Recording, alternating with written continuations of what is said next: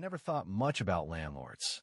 To me, they were just another piece of the background in life, like streetlights or mailboxes.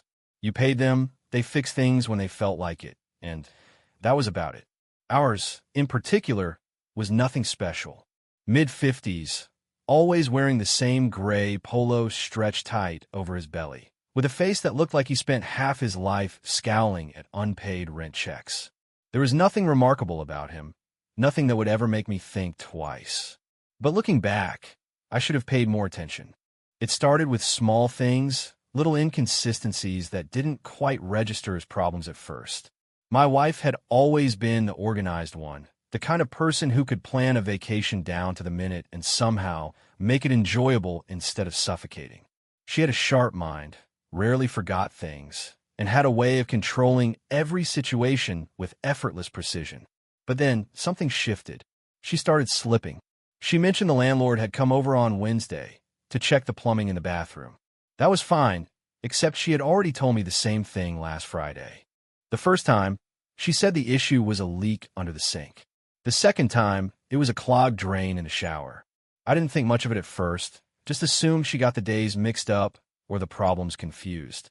But then there were other moments, times when her explanations didn't add up, when her stories overlapped in ways that didn't make sense.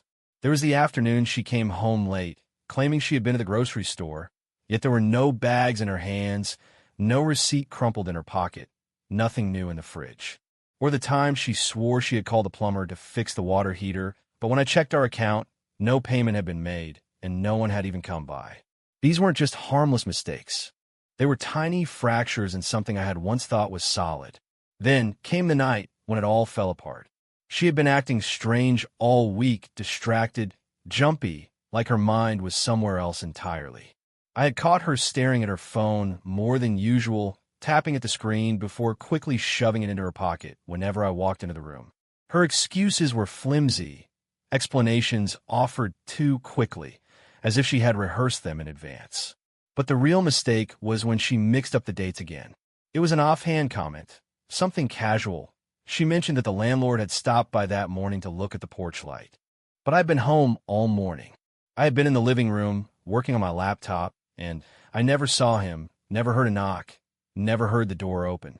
And yet, the way she said it, so sure of herself, as if she had no doubt it had actually happened, made my stomach turn.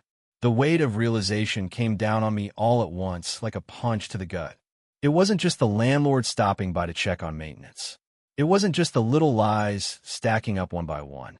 This was something else, something deliberate. And now, for the first time, I saw her in a different light. Not as the woman I had built my life with, not as the person I trusted more than anyone, but as someone capable of betrayal. The thought twisted in my mind, coiling tight around my chest like a slow, creeping poison. Resentment burned through me, a slow and steady fire. I didn't need a detective, didn't need proof beyond what I had already seen with my own eyes. The truth had already unraveled itself right in front of me, wrapped up in her own mistakes, tangled in her own web of deceit. The house suddenly felt different. The walls seemed smaller, the air heavier, as if the very foundation of my life had shifted without warning. I had always believed that if something like this ever happened, I would know instantly, that I would feel it in my bones, that I would sense the moment something was wrong.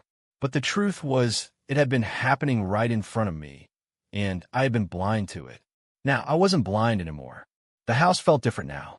It was the same place I had lived in for years, the same walls, the same furniture, the same creaking floorboards that groaned under the weight of footsteps late at night. But everything about it had changed. It felt tainted, polluted with something unseen, something that lingered in the air like a sickness. For days, I moved through it like a stranger, my thoughts circling the same realization over and over. My wife, the woman I had trusted beyond reason, had been lying to me. Not just a careless slip of the tongue, not a mistake or a misunderstanding. She had tangled herself in a web of deceit, one that was now unraveling thread by thread, exposing the truth she had tried so hard to bury. I watched her more closely after that. Every movement, every glance, Every small hesitation that would have meant nothing before now stood out like a glaring sign of guilt. She was restless, always fidgeting, always checking her phone, her eyes darting away too quickly whenever I entered the room. It was as if she could feel the weight of my suspicions, but instead of confronting them, she tried to act normal, tried to pretend everything was the same. It wasn't the same. The memories started flooding back, things I had ignored or dismissed, now taking on a new meaning. The sudden interest in looking nice before running errands, the unexplained absences, the way she had started sleeping with her phone tucked under her pillow, as if guarding some dark secret. How many times had I brushed these things off, convincing myself they were nothing? How many times had I trusted her without question, while she had been feeding me nothing but lies? The anger built slowly, a quiet storm inside me. It wasn't just the betrayal itself, but the way she had done it, the ease with which she had looked me in the eye and fed me lie after lie. If she had been careful, if she hadn't been so sure of herself, maybe I never would have noticed. Maybe she would have kept it up for months, years even, while I lived in ignorance, believing that everything was fine. But she had made a mistake, and now I couldn't unsee the truth. The landlord. The thought of it made my stomach turn.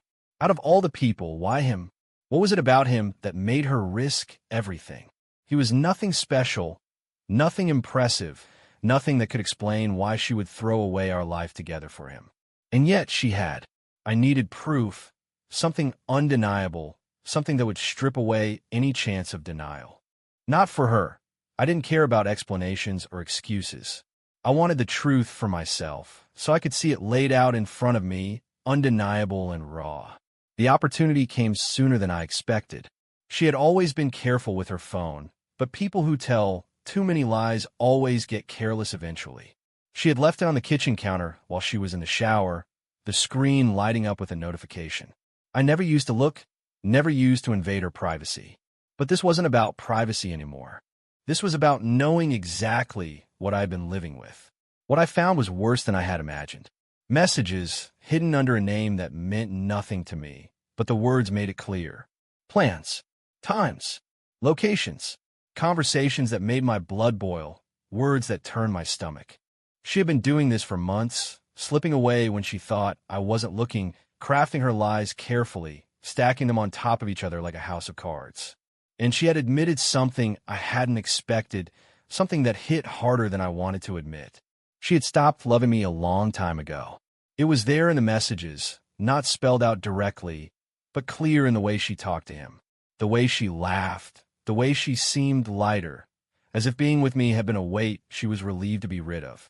She had already let go of our marriage, had already moved on, while I had been clinging to something that no longer existed.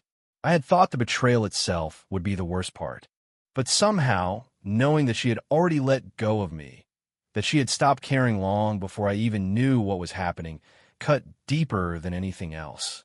There was no need for confrontation, no need for screaming or accusations. The truth was already laid out in front of me. She had made her decision long ago. Now it was my turn. I wasn't the kind of man to sit and let things happen to me. I had never been passive, never been weak.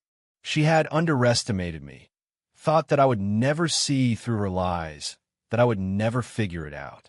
She thought she could walk all over me and that I would just accept it, that I would stay, that I would believe whatever story she fed me. She was wrong. I wasn't going to let her think she had won. I wasn't going to let her walk away from this unscathed. The storm that had been building inside me was about to break. And when it did, she wouldn't see it coming. The house had become an unfamiliar place, a hollow shell where every object felt like a reminder of the lies buried beneath its surface. The furniture, the pictures on the walls, even the scent of her perfume lingering in the air, it all seemed tainted, as if the betrayal had seeped into every crack and corner. The worst part wasn't the infidelity itself, though the weight of it pressed against me like a stone I couldn't shake. The worst part was knowing that she had been gone for far longer than I had realized. She had let go of me long before I ever knew something was wrong. That was what the messages had confirmed, what they had laid bare in cruel, undeniable words. She had built a separate world outside of our marriage, a place where I no longer existed, where my presence was nothing more than an inconvenience she had to manage. And yet, she had stayed, going through the motions, pretending, lying with such ease that it made me question everything that had come before. There was no dramatic confrontation. There was no need. What could she say that would change anything? No words could undo what I had seen. No excuses could erase the reality of what she had done. The proof was already in my hands, clear as day, and the damage had been done. But anger doesn't just sit quietly. It demands something, some kind of resolution, some outlet to escape through before it eats a man alive. And I wasn't the type to let something like this pass without consequence. She moved through the house as if nothing had changed, completely unaware that the foundation of her lies had cracked wide open beneath her feet.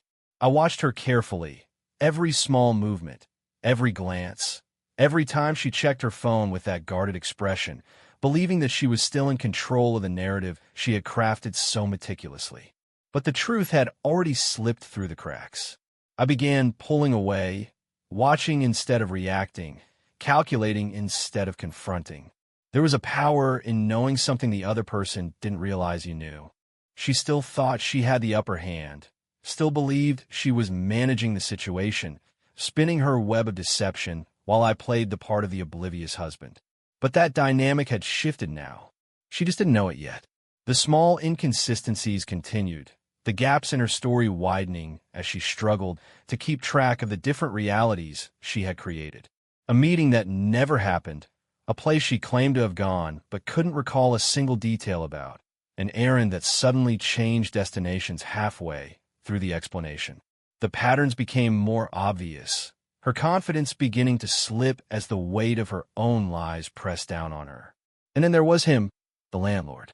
He had always been just another face, another person passing through our lives without significance. But now, knowing what I knew, every interaction replayed itself in my mind with a new, sickening clarity. The extra attention, the lingering glances, the small smirks that I had once ignored. How long had they thought they were getting away with it? How many times had I been in the same room, completely unaware of the betrayal unfolding right in front of me? The messages had confirmed everything. Plans made behind my back, moments stolen in places I had never suspected. She had been careful, at least in the beginning. But comfort breeds complacency, and she had started to slip. She believed she was untouchable. That belief was about to be shattered. I let her continue, let her believe that she was still in control. It wasn't enough to simply expose her. That would be too easy, too predictable. I wanted her to feel the walls closing in, to watch the life she had built on deception start to collapse in on itself, brick by brick. I wanted her to see the moment when she realized she was no longer the one pulling the strings. Patience had never been my strong suit, but this wasn't something to rush. Every step had to be deliberate, every move calculated. The right moment would come, and when it did, she wouldn't be prepared for it. She had spent months playing a game she thought she was winning. Now, she was about to find out what it felt like to lose. The days stretched on, filled with an eerie quiet that only I seemed to notice. To her, nothing had changed. She still moved through the house with that same careful balance, playing her role like an actress who had long since rehearsed every line, every gesture. But I had stopped being an audience to the performance. I had seen behind the curtain, and now, every motion, every breath she took only deepened the growing resentment within me. She thought she was still in control, still managing the delicate game she had created, shifting between two lives without consequence. The deception was woven into her daily routine, as natural as breathing, as if she had done it for so long that it no longer required effort. But it wasn't perfect. No one could maintain a lie forever without cracks beginning to show. She had always been meticulous, always kept track of things with an almost irritating precision. Appointments, birthdays, bills, nothing ever slipped past her. She was the type to correct a cashier over a few cents, the type to double-check reservations and keep lists for lists. That was why the inconsistency had struck me so hard when I first noticed it. She wasn't the kind of person who forgot details, But now, there were discrepancies. And once I saw them, I couldn't unsee them.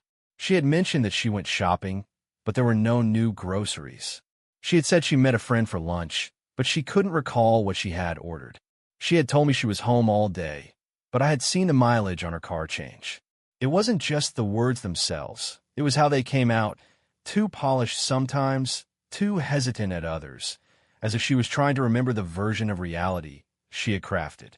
I let her believe she was getting away with it, let her fall deeper into the illusion that she was still one step ahead.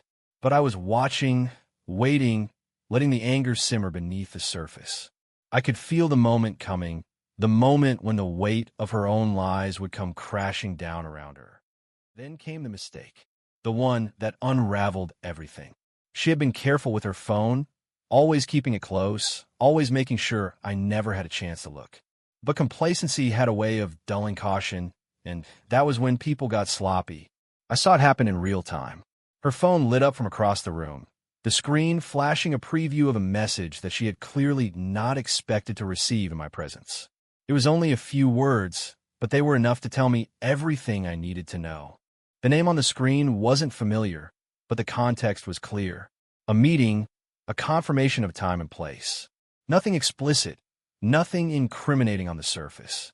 But the way she reacted, the sharp intake of breath, the immediate swipe of her hand to dismiss the notification, told me more than any words ever could. She had slipped. She didn't realize I'd seen it, didn't notice the way my expression had changed, the way my hands had tightened into fists at my sides. But I had learned to control my reactions, to hold my fury in check. She had spent so long believing I was blind, and I wasn't going to give her any reason to think otherwise. She left later that evening, claiming she had to run an errand.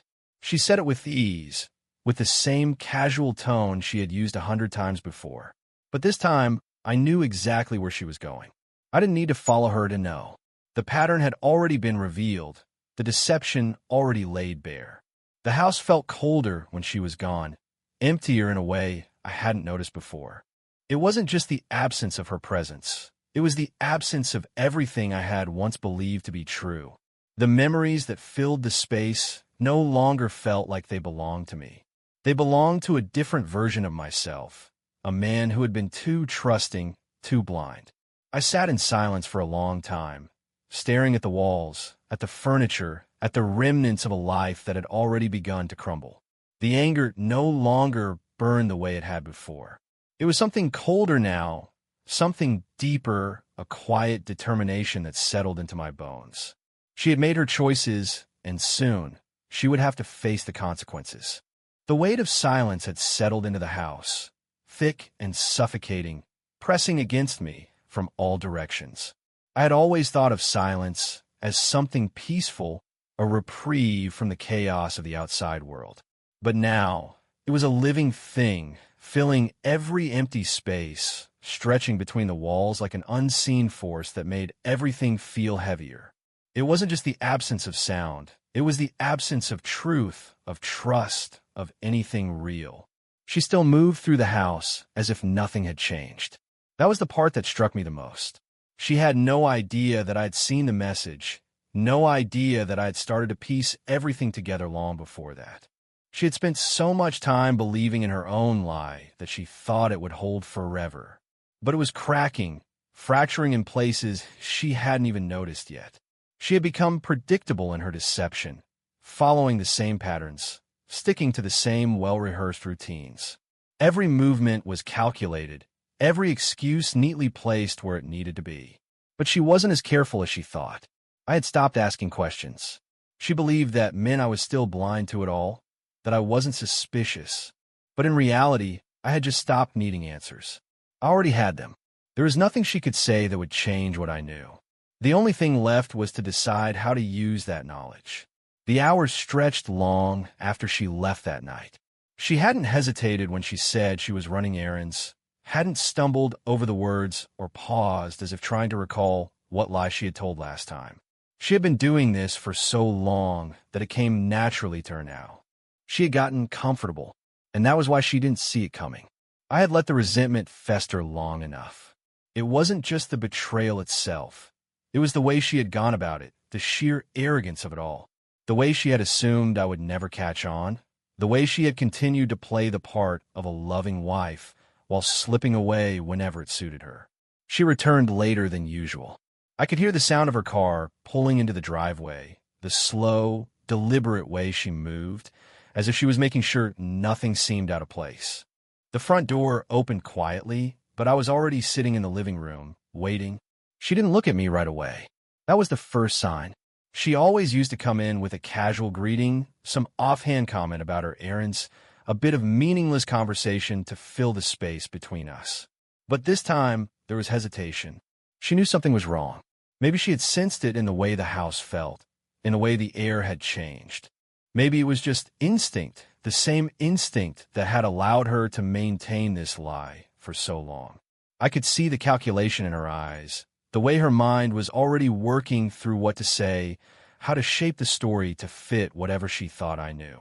That was the game she had played for months, rewriting reality as she saw fit, molding it to fit her needs.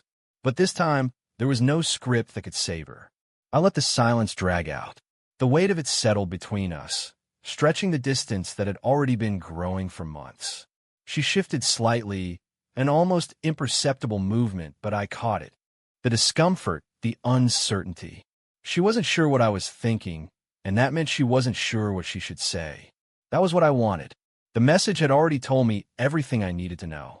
The words, the plans, the familiarity between them. It wasn't just an affair. It was something that had been carefully built over time, nurtured in the shadows while I had been living in ignorance. She had moved on from me long before I had even realized she was gone. The realization had hit harder than I expected when I first saw those words. Not just because of the betrayal, but because of how little she had hesitated to express it.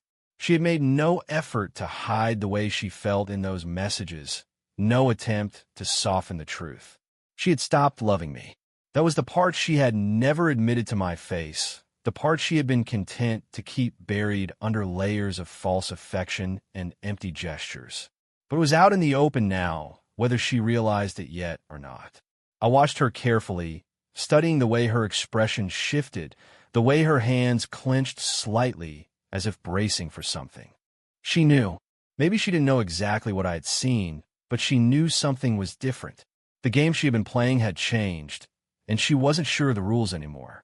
It wasn't anger that sat heavy in my chest now. It wasn't even the resentment that had been festering for weeks. It was something colder, something sharper, a clarity that I hadn't had before. She had already made her choice. She had chosen him over me, over the life we had built, over everything we had shared. She had just never had the courage to say it out loud. But that no longer mattered. The lie had already collapsed. Now, it was only a matter of deciding what came next. The air in the house felt stagnant, thick with the weight of everything left unsaid. It was no longer a home. It was just walls and furniture, a hollow place filled with the echo of a life that had already ended. She still walked through it, as if nothing had changed, as if she could pretend away the inevitable. But the truth had already taken root, and no amount of deception could erase what was coming. She had made a mistake, not just in her affair, but in how carelessly she had assumed she could maintain the lie forever. It wasn't just about her being unfaithful. It was about the arrogance of it, the way she had crafted her stories with such confidence, believing I would never see through them. That was what I couldn't let go of, not just the betrayal, but the certainty she had carried that I would never be smart enough to notice. She was wrong. The message on her phone had made everything clear. The words weren't even veiled, no effort made to disguise what was happening. She had been careful at first, but complacency had made her reckless. She had stopped fearing the possibility of being caught because she had convinced herself that I was blind to it all. But I wasn't blind anymore. She had returned that night, expecting nothing to be different, carrying herself with the same careful balance she always did. But I had seen her hesitation, the brief moment where she had faltered, uncertain. She knew something had shifted, even if she didn't yet understand how much I knew. That uncertainty had started to eat away at her. Over the next few days, I watched as she began to second-guess herself. She would glance at me from across the room when she thought I wasn't looking, studying me as if trying to find cracks in my demeanor. She was searching for a sign, for some indication of whether I had started to suspect anything. But I gave her nothing. I let her paranoia grow, let her own guilt start to tighten around her like a noose. She tried harder after that, putting in more effort than she had in months. She asked questions she never used to, forced conversations that felt unnatural, tried to reach out in ways that might have convinced me before. It was all part of the performance, a desperate attempt to regain control of a situation she could feel slipping away. But I wasn't playing along anymore. I could see the panic in her now, the way her mind was constantly working, recalculating. She was trying to figure out where she had gone wrong, where the lie had started to crack. She wasn't sorry, not for what she had done, not for the choices she had made. She was only sorry that the illusion was starting to fall apart. She didn't know that I had already made my decision. I had no interest in salvaging what was left. There was nothing worth saving, nothing that could be repaired. She had let go of me a long time ago, and now it was my turn, but I wouldn't give her the satisfaction of an easy escape. I wouldn't let her slip away without consequences, without feeling the weight of what she had done. She had taken my trust and tore it apart piece by piece, convinced that I would never notice, never fight back. But I had been watching, waiting, letting the anger settle into something colder, something sharper. And now, it was time to put an end to this charade. She had built a house of lies. Now, she was about to watch it burn. The house had become a battleground of silence, a place where unspoken truths coiled in the air like smoke, suffocating and thick. The tension had grown unbearable, stretching across every room, seeping into every moment. She felt it too. I could see it in the way she moved, slower now, more hesitant, as if she could sense the inevitable storm but still didn't know when or how it would strike. She had always been so sure of herself. That was what had allowed this to go on for so long. She had woven her web of deception with precision, convinced that I was too blind or too naive to see through it. But arrogance is a dangerous thing. It makes people sloppy. It makes them overconfident. And in the end, it leaves them vulnerable when the truth comes crashing down. She had already lost control of the situation, though she was still fighting to hold on, still pretending that she could fix what was already shattered. But the panic had begun to settle in, a creeping, festering thing that gnawed at the edges of her carefully constructed reality. She was second-guessing herself now, replaying past conversations in her mind, searching for the moment when she had made a mistake, when the cracks had started to show. I let her twist in that uncertainty. She tried harder, pushing forced conversations, lingering longer in shared spaces, as if the proximity could mend what had been irrevocably broken. She made more of an effort than she had in years, cooking meals she hadn't bothered with before, offering small touches that had long since faded from our marriage. It was all an act, a desperate attempt to rewrite the ending of a story she had already ruined. But I wasn't interested in playing a role in her performance anymore. I let the anger settle into something cold, something sharp, something that wouldn't burn out with time. There was no rage left, no outbursts, no demands for explanations. That would have been easy for her. That would have allowed her to play the victim, to twist the narrative into something where she wasn't the villain. But silence? That was something she couldn't manipulate. That was something she couldn't control. She started sleeping less, tossing and turning, her body betraying the turmoil in her mind. She would wake up in the middle of the night and glance toward me, thinking I was asleep, not realizing that I had spent countless nights staring at the ceiling, feeling the weight of her betrayal pressing down on my chest like a stone. The walls of her deception were closing in. And then she made the final mistake. She slipped up again, her stories contradicting each other, her carefully maintained timeline unraveling. It wasn't even a major detail, just another in a long list of small inconsistencies that on their own meant little, but together told a damning story. She mentioned meeting a friend, the same one she had supposedly seen 2 nights ago. But last time, she had said that friend was out of town. She caught herself immediately, her lips pressing together, her breath hitching just slightly. But it was too late.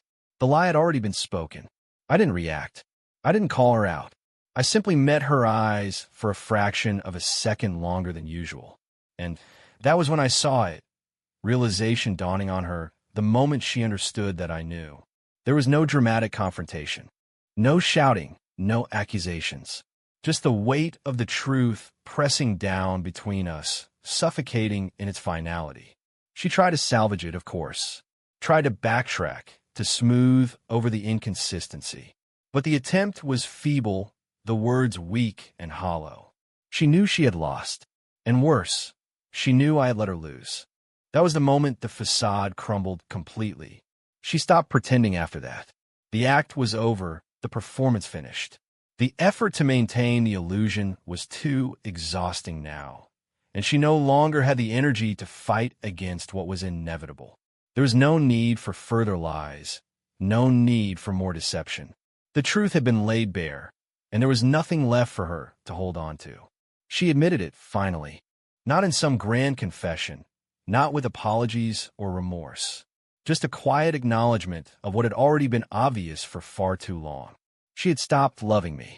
Maybe she had expected that admission to hurt more than it did. But the truth was, I had already mourned the loss of her love long before she ever said the words. I had already grieved the end of our marriage while she was still playing pretend. She wasn't the woman I had married.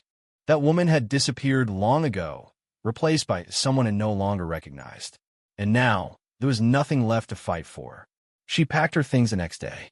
There were no tears, no pleading.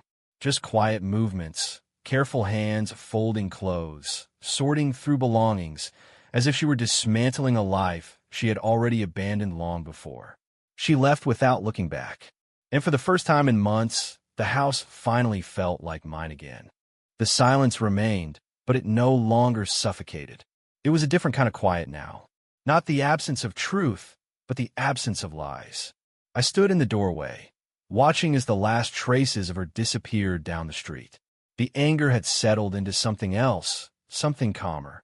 The resentment was still there, buried deep, but it no longer controlled me. She had walked away from everything we had built, and she had done so without hesitation. But in the end, she had only destroyed herself. I had survived.